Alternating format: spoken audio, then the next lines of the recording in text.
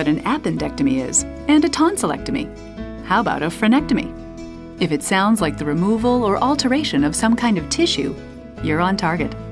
This video explains how a frenectomy may resolve certain conditions in the mouth that can lead to trouble.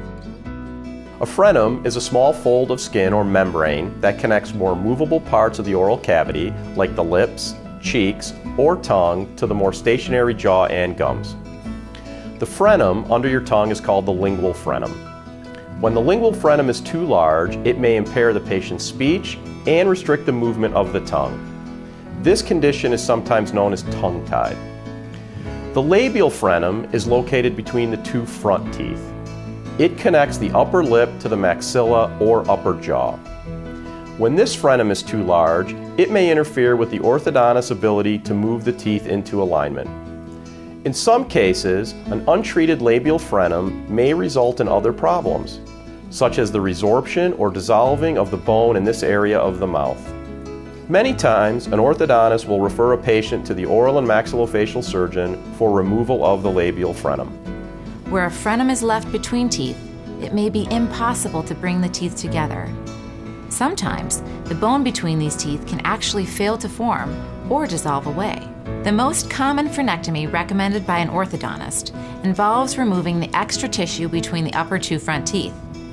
The removal of the labial frenum may allow the closure of a gap between these teeth.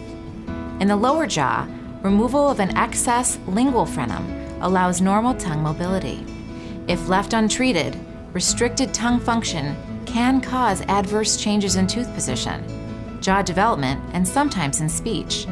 Before the surgery, I couldn't really move my tongue very well, and the piece of skin under my tongue was pulling too tight on it.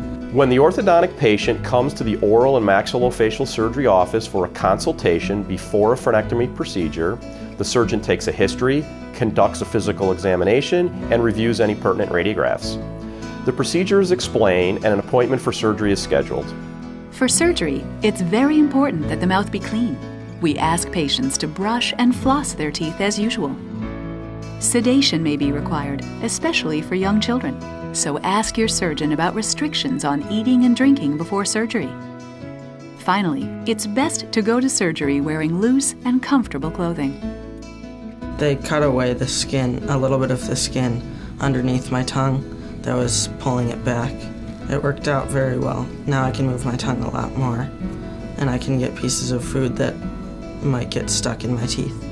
The prime outcome is a balanced environment for the developing teeth and jaws.